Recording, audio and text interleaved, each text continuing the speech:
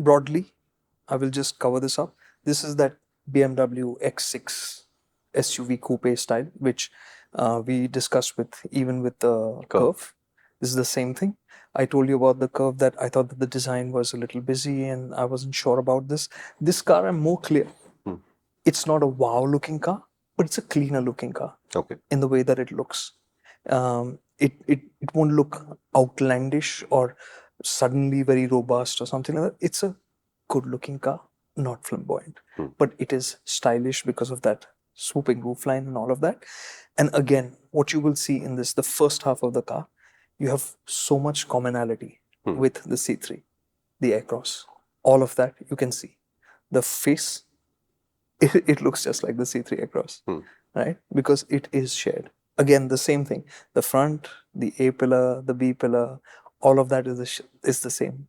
It's only the rear that's changed to give it that swooping, that sporty roof. So if I'm understanding this correctly, the Basalt is the third vehicle from the same platform. Correct. It fills out Citroen's range a little bit more. And we've discussed the fact that when Citroen came out with the C3, they had trim and variant level issues. When they came out with the Aircross, they improved on that, but they also had a few of very, very similar kinds of issues. And you're saying the Basalt is the third step and another set of improvements. Correct. But it's not fundamentally a new product that presents something dramatically new. It just gives you one more option in the showroom. Am I correct? Yes and no. And it's I want to tell you that story as to how it happened, because I think that it has to be told. Okay. Okay. So yes, it is those cars effectively. And yes, they have improved them. So the biggest criticisms were the absolute lack of features. Now they've addressed that to a big extent. Okay. So a lot of the basics now have been taken care of.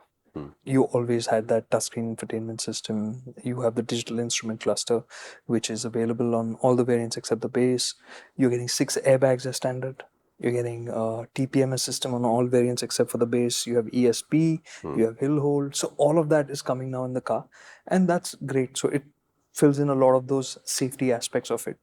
The wow factor, the reason why I started with the design also was because now when you look at it from the front, it always had the LED DRLs. Yep. But now the top spec variants also get, even the mid spec variants, get LED projector headlamps. Okay. So that has also been added, which was like one of the things that was missing. Yeah. You get powered folding ORVMs with turn indicators. So all the modern obvious misses that were there have been kind of plugged in. Including the door handles. No, that's not been fixed. So see, I'll tell you how you can think about it. Things that could be fixed in this timeline have been fixed. Got it.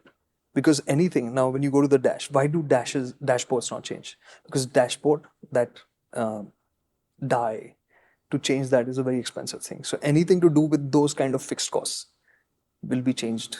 As at whenever big change time. Correct. So at that point. So door handles will change at big change time. Correct. So in this, now the interesting thing I told you, A to B pillar is the same, right?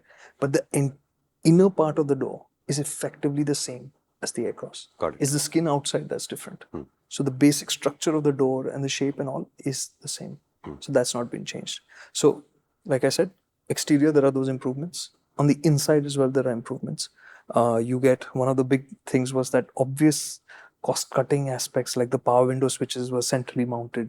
At the rear, it was in between the front seats. All of that has been normalized. So it's on the doors. The driver gets 4 switches to control all the 4 windows. Finally. Yeah. So those small things, it gets auto AC now. And typical Citroen things in that as well, because this AC, and I can't remember any other car that has this.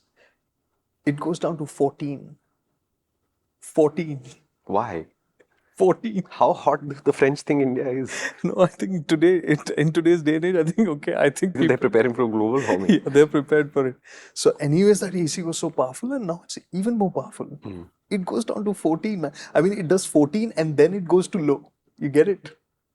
So, and we always said this, even with the C3, that it didn't have rear aircon vents.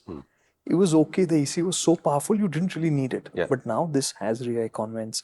It has a armrest which slides, and So if your passenger at the back is talking too much, you basically turn the AC down to the point where they're just frozen in place in the back, and now they can't talk anymore because they're frozen. Huh? This clip is actually from a much longer video, which is on our main channel, which is called MotorInc. Why don't you visit us there? This idea in more detail over there with my great friend Karthikeya Singhi. You like him, right?